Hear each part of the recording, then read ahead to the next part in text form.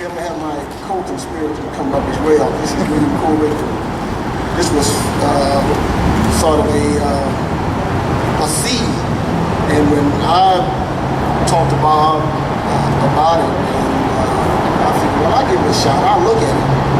So I drew it up, and they said, well, that's nice, but we know you're not a welder, so you just need to go find somebody to fabricate it. So with that, William came up first, because we've been doing shows and been friends and for years. So when I went over to William and showed him the initial drawing, and knowing how William reacted, the first thing William said was, cool. So when he said cool, I knew that was a done deal. So his head started spinning. I said, okay, this guy. So he started throwing all these ideas, and this way the drawing started changing. And we started seeing different things. So from what started off as, say, 3 feet, ended up being 8 feet. And then other things came in that we ended up with almost 12 feet of sculpture. But we had to stay with that initial theme, whereas we was trying to generate something that was indigenous to this area versus just doing something that's gimmicky. Once you are born and raised on the Gulf Coast, that becomes native blood. And that's just something that we just had to do. So the base are, what's on those bases are stylized animal imagery. So what you would have is fish, birds, and all these things. And then what we end up with the cycle of life, because what these things represent is just what Herndon and Bob had mentioned, is because you're dealing with unity, justice, family, the whole 9 yards. So what I'm giving you is sort of a snippet of what I see. So if you see something in it that reflects your life and what you've been going through, for something that's positive, and that's what these are. These are strictly positive figures. We're not anything with this negative crime and all this type of stuff. It's just that those things that keep a unity going, and those things that you can be proud of. So I just I had a little thing here that's written up, because you know I'm not the world's greatest speech writer. But it's just that when the Downtown Alliance had approached me, and I thought, well, you know, I probably could do that, because in truth, it wasn't that much African art floating around in Mobile for its contemporary art that you can see on a daily basis. And I wanted to go in and then pay homage to the females. And within the female, you have so much that sisterhood. And that's what I want to explore. And I want to thank the Downtown Alliance, Herndon Inns, the Mobile County Commissioner, especially Monsieur Lovegood. We'll talk about that later. But and then William, which is really had free reign on the studio. And his parents, which is also a part of this, is over William Corbett Sr. and his mother, which is what we consider our quality control. So if anything is wrong or going wrong, she'll definitely let us know that we need to change it. So I want to thank them for being a part of this project. And also Bay City Borders, who donated their time and material to come in and normalize the slab, so we wouldn't have it as just a concrete slab. So it's giving you something that it make the whole piece move. And so, and I also like to thank my friends and family. And I was told by my wife to make sure that I mention her. So, did William want to say a few words? I've just enjoyed this a lot. I appreciate for being a part of it. It's been wonderful. I hope you guys enjoyed it as much as we've enjoyed building it. Thank you.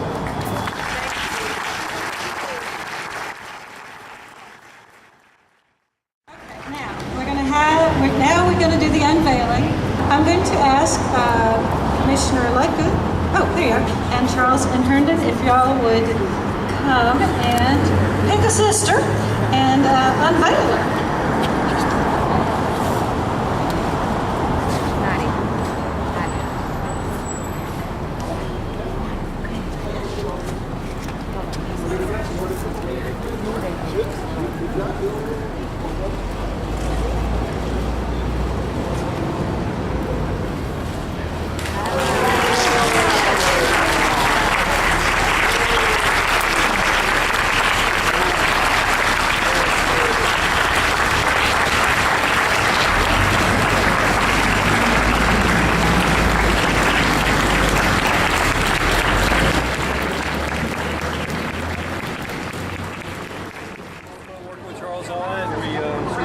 some ideas on the women's shapes. I did a sculpture probably about 10 years ago that was sort of similar to this in the body. So we used parts of that and parts of other things and just sort of grew from there. It worked out really nice. What about the surface treatments? We played around with the stainless steel to try to get something we felt like sort of flowed in with the piece, and just sort of played around with a bunch of different grinding and polishing wheels until we got what we liked. And the bases, the texture on those? It's actually weathered steel and then sealed, and it's just welded. The core is welded, so you have that texture of the cores. What about the pattern work now, like with the symbols of the pharaohs at the top? There are African money symbols. Oh, all right. We actually use African money symbols for their heads and sort of fabricated them out of 1-inch metal and welded them up and gave them that texture to make them look old, so they'd be like 100 years old. Well, I love Charles' comment about how it started, what he took 6 feet or 4 feet. Oh, yeah. And were you a part of that, helping to get the scale boosted up? Everything I tend to do is huge. Yeah, I started out with 20-foot sculptures and scaled back to 5 now.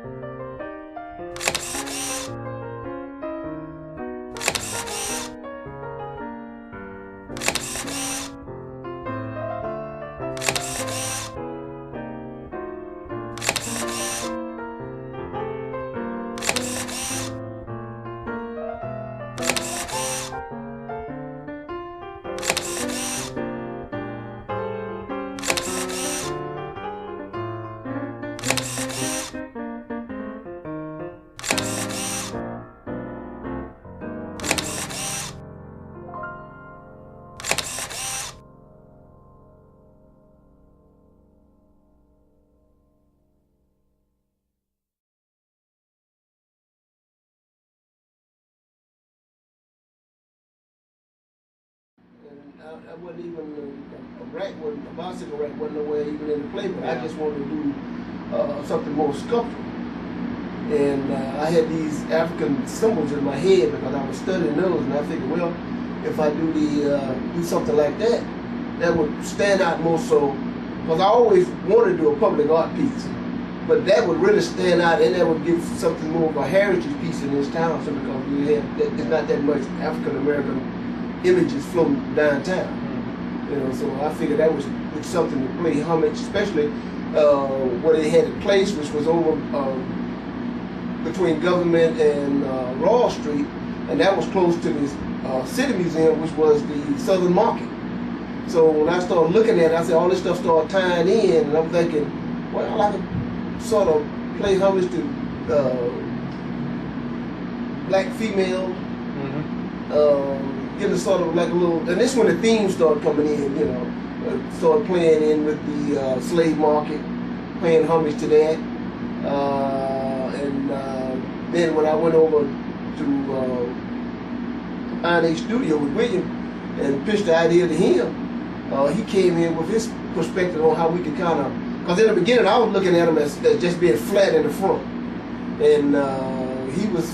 And being a metalsmith, he started giving me ideas, throwing stuff that instead of having them flat, we kind of twist them a little. Because when you look at them, you know, they just, although they may be turned, that torso got a little angle to it.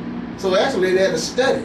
And then he had it where he split that. Where you see that center line down that look like legs. So this way everybody start, you know, well, not everybody, but we start thinking about kind of put a center line there. That would give it more of a figure. Instead of being flat, it would sort of give you that image of legs. So once we got that going, it was a done deal. So all we had to do was just figure out how big. Yeah. I was going to ask you, I mean, in your initial thinking of it, what was your idea of scale? Was it that large to begin with? Did it grow? Oh, it grew. Yeah. I mean, for that, it was just supposed to be in the two bases, the two body parts, a neck ring, and a headdress. The base wasn't nowhere to be. The base wasn't even there. The only time that the base came into play is when they changed to the city county building. Now we had a problem with the perspective and the scale of the sculptures, because if we would have put them in the way they was initially, they would have been dwarfed. So you needed something that people would have to look up. In the beginning, it was more like eye level. So that's when we had to go back and change it. So you started getting another 2 feet on that.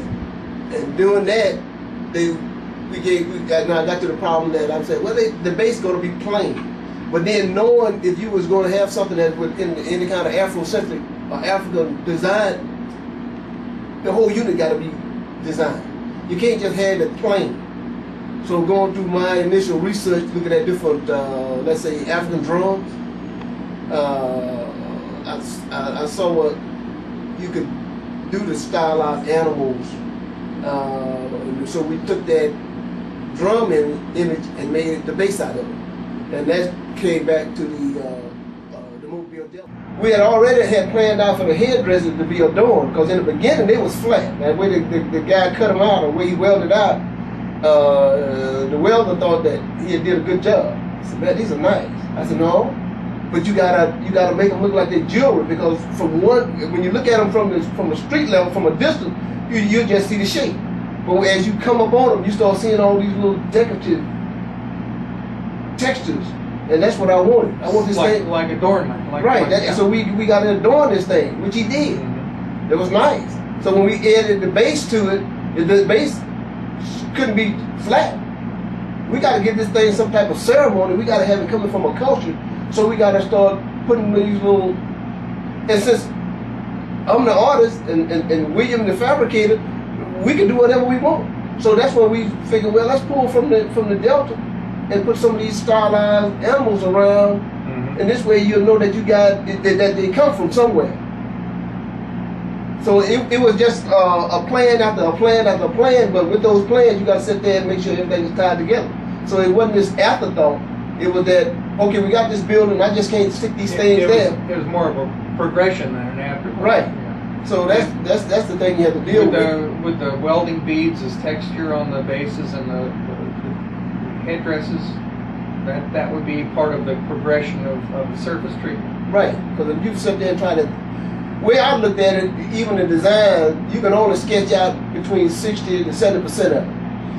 And the rest of it is once you get to work, then you can add and subtract. Just for somebody who's not done anything like this, how far did you take the initial drawings? I mean, were they very simplistic or basic? Did you do very basic, and then you got to sleep on it. Yeah. You get a silhouette in your head, and then you can sit there and add it. You start putting things together, and that's the way it works. And then when I go in and see stuff that needs to be changed, if it's just move this over here, do this, and it worked. So the initial drawings are pretty much sort of like blueprints. Right. They weren't three-dimensional renderings. No, it was just a simple blueprint. Right. And I left it up to William to do the scale. Right. Because they had the resources to do that, because I couldn't go in. I knew that in the beginning that it was going to be 8 feet, and that's even with the top of the headdress. But when you put the base on, you come into a totally different dimension, because we had to figure out how wide and how tall, and then they had to be stupid proof. Right. Because they said you got to be child proof, so then and knowing in this area when they have Mardi Gras and all that kind of drunk stuff, proof. It had to be drunk proof.